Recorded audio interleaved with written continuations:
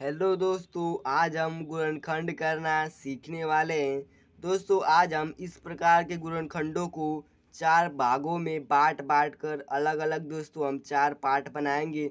अगर दोस्तों आप इन चार पार्टों को अगर आप देख लेते हैं तो दोस्तों आपको हम गारंटी देते हैं कि आप गुणनखंड करना सीख जाएंगे किसी भी संख्या का। ठीक है दोस्तों। तो अगर दोस्तों आप किसी भी क्लास में 8, 9, 10 इन तीनों क्लासों में है दोस्तों, तो वीडियो को पूरा ज़रूर देखिएगा दोस्तों, इनमें अक्सर पूछा जाता है। तो दोस्तों चलिए अब हम वीडियो को शुरू करते हैं। तो दोस्तों हम सबसे पहले दोस्तों इसको हम ए मान लेंगे आपको समझाने के लिए, इसको बी मान लेंगे और इसको हम सी मान लेंगे। अब दोस्तों इस ए का गुणा हम किस में करते हैं, इस सी में करते हैं। ठीक है दोस्तों, यहाँ पर जो संख्या रहता है इसका गुणा हम इस लास्ट वाली संख्या में कर देते हैं। ठीक है दोस्तों। तो अब दोस्तों यहाँ पर जो संख्या है इसको लिखेंगे 2x और स्क्वायर, और दोस्तों गुणते इस तीन को हम लिख देंगे।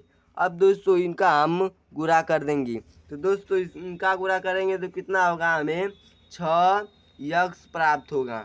दोस्तों इनका हम गुणा करेंगे तो कितना प्राप्त होगा, 6x प्राप्त होगा। अब दोस्तों हमने इतना कर लिया।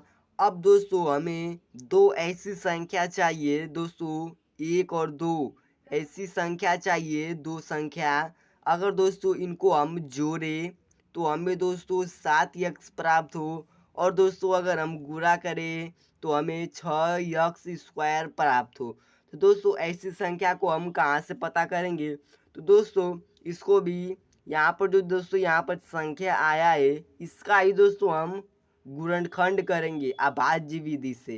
तो दोस्तों इस 6 को लेंगे, आगे जो संख्या रहेगा उस 6 को लेंगे और दोस्तों इसको हम अभाज्य विधि से कटाएंगे। तो दोस्तों 2 से कटाएंगे तो 3 बार में कट जाएगा, 3 से घटाएंगे तो एक बार में कट जाएगा। अब दोस्तों यहाँ पर जो इधर संख्या आई है इनको ही जोड़ घटाकर देख लेना है कि हमें जोड़ने पर 7x प्राप्त होगा और गुणा करने पर 6x प्राप्त होगा। तो दोस्तों वही दो संख्या को ले लेना है। तो दोस्तों अगर हम 6 में एक को जोड़ते हैं तो दोस्तों 6 में अगर हम एक को जोड़ेंगे तो हमें कितना प्राप्त होगा, दोस्तों 7 प्राप्त होगा। ठीक है दोस्तों। तो अगर दोस्तों हम दोनों में यक्स लगा देंगे तो दोस्तों हमें 7x प्राप्त हो जाएगा कि नहीं। अगर दोस्तों हम 6 में 6 और गुणते यक्स कर दे तो भी दोस्तों हमें 6x प्राप्त हो जाएगा गुणा करने पर।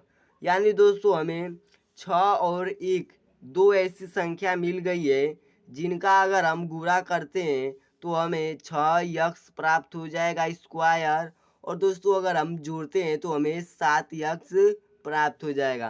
तो दोस्तों इन दो संख्याओं को लेना है और दोस्तों 6 को लिखना है और प्लस 1 को लिखना है, और दोस्तों इसके आगे यक्स लगा देना है। ठीक है दोस्तों। अगर दोस्तों हम यक्स लगा देंगे तो दोस्तों इनको हम जोड़ेंगे तो हमें 7x प्राप्त हो जाएगा, और दोस्तों अगर इनका हम गुणा करेंगे तो दोस्तों हमें 6x स्क्वायर प्राप्त हो जाएगा। ठीक है दोस्तों। तो अब दोस्तों हमें क्या करना है, इन दोनों संख्याओं को लेना है, और दोस्तों चूंकि इतने के बराबर यह 7x है तो दोस्तों अब हम 7x को नहीं लिखेंगे, चूंकि इसको हम नहीं लिखेंगे। और दोस्तों 6x प्लस 1x, चूंकि 7x के बराबर है तो अब दोस्तों हम 7x की जगह इस 6x प्लस 1x को हम यहाँ पर लिख देंगे। तो दोस्तों जो आगे संख्या है उसको उतार देंगे, बस यहाँ पर परिवर्तन करेंगे। ठीक है दोस्तों। तो इसको हम 2x स्क्वायर इसी प्रकार लिख देंगे, और दोस्तों प्लस, अब दोस्तों इन संख्याओं को लिखेंगे 6x प्लस 1x। दोस्तों एक को हम नहीं लिखेंगे तो भी कोई प्रभाव नहीं पड़ेगा, क्योंकि दोस्तों यहाँ पर अगर कोई संख्या नहीं रहता है तो उसके आगे एक रहता है पहले से ही। फिर दोस्तों यहाँ पर हम 3 को उसी प्रकार लिख देंगे। दोस्तों हमने परिवर्तन कहाँ किया, केवल 7x को परिवर्तन किया। ठीक है दोस्तों। अब दोस्तों इनमें, इन दोनों में और इन दोनों में हमें दोस्तों कॉमन लेना है।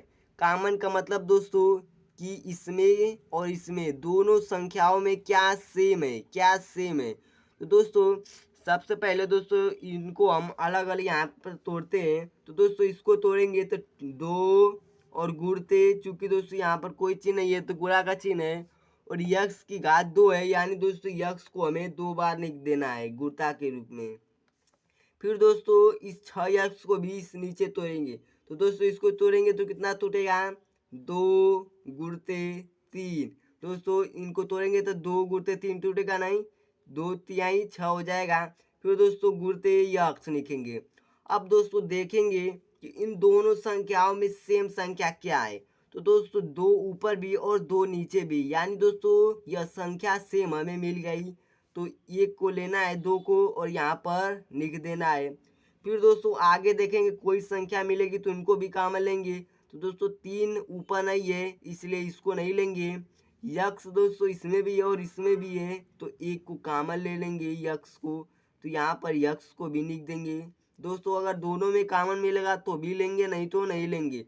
फिर दोस्तों एक कोष्टक बनाएंगे और दोस्तों जो जो बचा है उसको लिख देंगे। ठीक है दोस्तों। तो दोस्तों चूंकि यहाँ पर 2x ले लिए हैं, बचा केवल x, तो x को यहाँ पर लिख देंगे। अब दोस्तों यहाँ पर प्लस है तो प्लस लिखेंगे। अब दोस्तों इसका हमने गुणनखंड ये किया है तो इसमें क्या बचा है, केवल 3 बचा है। ठीक है दोस्तों, और सब कॉमन ले लिया है तो दोस्तों यही बचा है, तो इसको अब एक कोष्टक में लिख देंगे। और दोस्तों चूंकि यहाँ पर प्लस का चिन्ह है तो प्लस लिखेंगे। ठीक है दोस्तों, और दोस्तों इसमें भी हम कॉमन लेंगे। तो दोस्तों इसको भी हम अगर तोड़ते हैं तो कितना हो जाएगा, 1 गुणते यक्स, और दोस्तों फिर इसको तोड़ेंगे तो दोस्तों इसको भी हम 3 गुणते 1 तो लिख ही सकते हैं, क्योंकि दोस्तों किसी भी संख्या में हम 1 का गुणा करेंगे तो हमें वही संख्या प्राप्त होगा। तो दोस्तों हम इसको भी लिख सकते हैं, क्योंकि दोस्तों यह 3 भी ऊपर में नहीं है और यक्स भी नीचे में नहीं, यानी दोस्तों यहाँ पर इन दोनों में कॉमन नहीं है, यानी दोस्तों एक ऊपर भी है और एक नीचे भी है। तो दोस्तों एक को कॉमन ले लेंगे और कोई संख्या कॉमन नहीं है, एक कॉमन है ना, तो एक को ले लेंगे। और दोस्तों कोष्टक में जो बचा है उसको लिख देंगे। तो दोस्तों पहले दोस्तों यह संख्या है तो इसकी जगह इसमें क्या बचा है, केवल यक्स बचा है, तो यक्स को लिख देंगे। और दोस्तों चूंकि यहाँ पर प्लस है तो प्लस लिखेंगे। और दोस्तों इस वाली संख्या में क्या बचा है, 3 बचा है, तो 3 को लिख देंगे।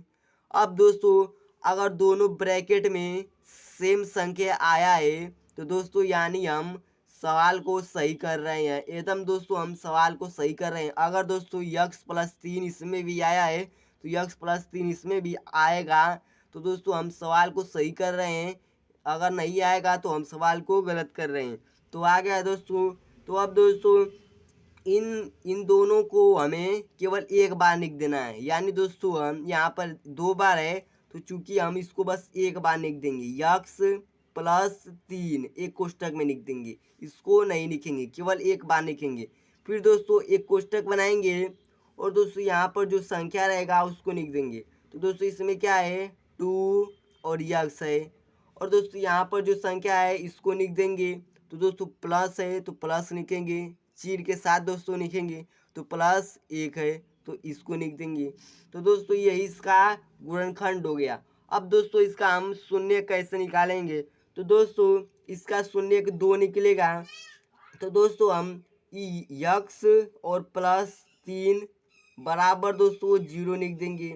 ठीक है दोस्तों, ठीक है।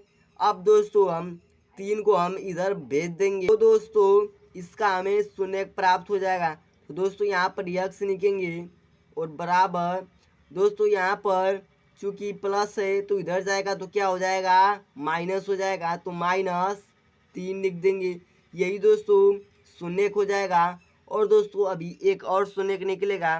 ठीक है दोस्तों, तो इसको भी हम यहाँ पर लिखेंगे 2x और +1 और बराबर 0। अब दोस्तों यहाँ पर इस वाली संख्या को सबसे पहले इधर भेज देंगे, तो 2x बराबर क्या हो जाएगा, यह प्लस है तो इधर आएगा तो माइनस हो जाएगा। क्योंकि दोस्तों यहाँ पर 0 है तो 0 को हम नहीं लिखेंगे। अब दोस्तों हम यक्स बराबर अगर निकाल लेंगे तो इसका शून्य प्राप्त हो जाएगा, तो बराबर लिखेंगे। और दोस्तों यहाँ पर -1 है तो -1 को लिखेंगे। क्योंकि दोस्तों यहाँ पर गुणा में है तो इधर आएगा तो क्या हो जाएगा, भाग में आएगा। ठीक है दोस्तों, तो यहाँ पर 2 हो जाएगा। यानी दोस्तों यक्स बराबर -1 और बटा के 2, यह दोस्तों एक शून्य है। और दोस्तों यह यक्स बराबर -3, यह दोस्तों शून्य है। दो दोस्तों हमें शून्य प्राप्त हो गया। अगर दोस्तों हम इन दोनों शून्यकों को इसमें रखेंगे तो दोस्तों बराबर 0 के आ जाएगा। अगर दोस्तों वीडियो पसंद आया हो तो वीडियो को एक लाइक, और अगर दोस्तों चैनल पे नए हैं तो चैनल को सब्सक्राइब जरूर कीजिएगा। जय हिंद, जय भारत।